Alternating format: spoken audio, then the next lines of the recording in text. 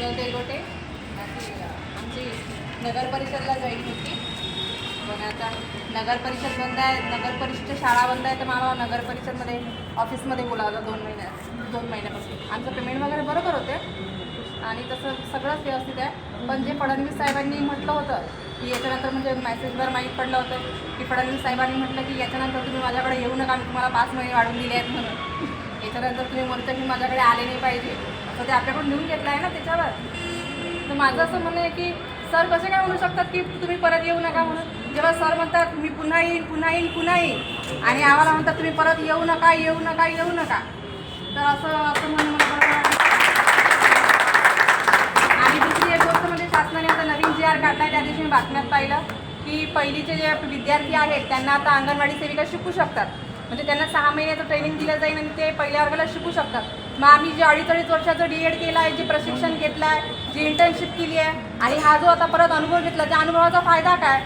जे अंगणवाडी सेविका फक्त 12वी म्हणजे शिक्षण असून म्हणजे ते शिक्षणाला कमी लेखत नाही आहे, तुम्ही त्यांना प्रशिक्षणही द्या 6 महिन्याचं.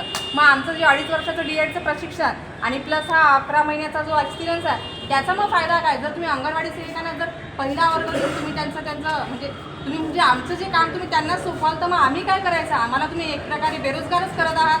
तुम्ही आमचा हक्क घेऊन म्हणजे आमचा हक्क तुम्ही दुसऱ्यांना देत आहात, तर हे मला बरोबर वाटत नाही.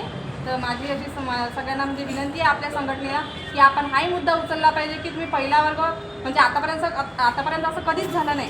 पहिल्या वर्गाला जर शिकवायचं असेल पहिलीपासून म्हणजे तुम्हाला शिकवायचंच असेल तर टेटची एक्झाम क्रॅक करावीच लागते, TET क्रॅक करावी लागते.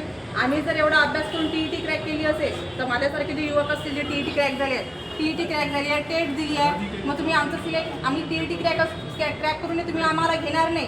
आणि जे अंगणवाडी सेविका आहेत जे कोणत्याच त्यांनी एक्झाम वगैरे दिलं नाही, ज्यांचं सिलेक्शन अशाच मेरिटनुसार झालं आहे पर्सेंटेजवर, मग तुम्ही त्यानुसार आमची निवड करा.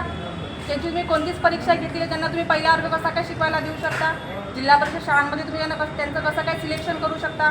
तुम्ही त्यांना निवडणुकीचे कामं देता, बाकीचे कामं देता, मग आम्हालाही त्यात सहभागी करून घ्या असा माझा मुद्दा आहे सांगतो.